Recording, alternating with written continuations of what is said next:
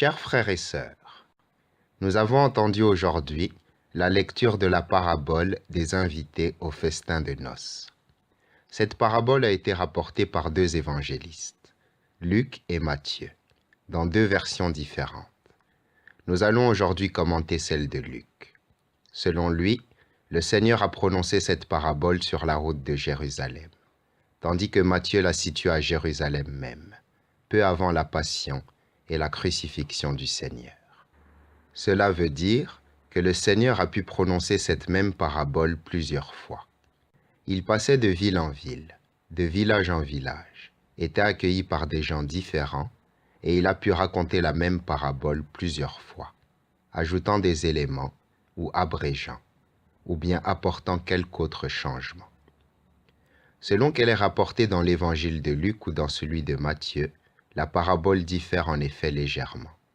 La principale différence tient au fait que Matthieu ajoute tout un épisode.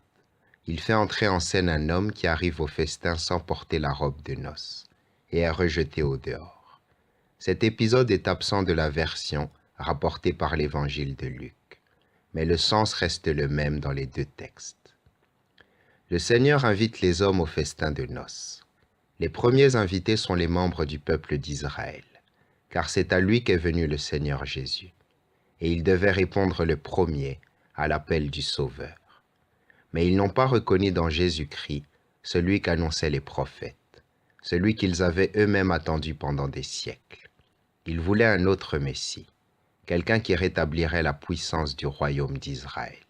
Et ils n'avaient pas besoin de celui qui ouvre les portes du royaume des cieux au monde. Ils n'ont pas reçu le Sauveur, ils l'ont condamné et ont obtenu sa crucifixion. Alors, le Seigneur appelle d'autres hommes à sa scène, des gens qui n'appartiennent pas par la naissance au peuple élu, mais qui vont devenir le nouvel Israël, car ils ont répondu à la prédication du Seigneur Jésus-Christ. Nous savons que l'histoire de l'Église commence autour d'un petit groupe.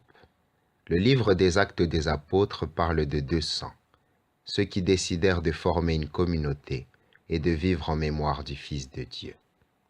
Ces gens étaient unis non seulement par la mémoire du Sauveur et de ses actes, mais aussi par ce qu'il avait demandé à ses disciples de faire en mémoire de lui, la Sainte Eucharistie, la fraction du pain, comme l'appelle le livre des Actes. Bien que les premiers chrétiens aient continué à fréquenter le temple de Jérusalem et de participer aux offices du temple, ils avaient aussi leur propre office, la Sainte Eucharistie. Celle-ci répète la Sainte Seine, celle que le Seigneur Jésus-Christ célébra avec ses disciples à la veille de sa mort sur la croix. La Sainte Eucharistie est devenue ce repas de noces qui unit toute l'Église. D'abord un tout petit groupe, devenu peu à peu une communauté de plusieurs centaines, puis de plusieurs milliers de membres. Par exemple, le jour de la Pentecôte, ce sont plusieurs milliers de personnes qui se convertissent au Christ. C'est ce festin de noces du Seigneur, institué par lui pour les générations suivantes de chrétiens, qui réunit des gens complètement différents, juifs et païens, en une seule communauté, la communauté chrétienne. Au cours de ce repas, ils entendaient des récits sur la vie et sur le ministère de Jésus-Christ. Ils mangeaient ensemble et à la fin du repas, refaisaient le geste du Seigneur Jésus-Christ, la fraction du pain, devenu par leur prière le corps du Christ. Puis, ils communiaient au vin, devenu par leur prière le sang du Christ. Ainsi en était-il dans l'Église paléochrétienne. Ainsi en va-t-il aujourd'hui. Et bien qu'il se soit passé déjà presque 2000 ans, et que les générations aient succédé aux générations, bien que les circonstances aient radicalement changé, l'Eucharistie reste intangible, comme par le passé, et le festin de noces est toujours offert à ceux qui désirent y prendre part. Si les invités n'y viennent pas, le Seigneur en appelle d'autres. Si ceux-ci ne veulent pas venir, il vient toujours à l'Église des hommes désireux de prendre part à la Sainte Seine du Seigneur. Nous croyons, selon la parole du Sauveur, que les portes de l'enfer ne prévaudront pas sur l'Église du Christ, et que l'Église du Christ demeurera sur la terre jusqu'à la fin de l'histoire terrestre de l'humanité.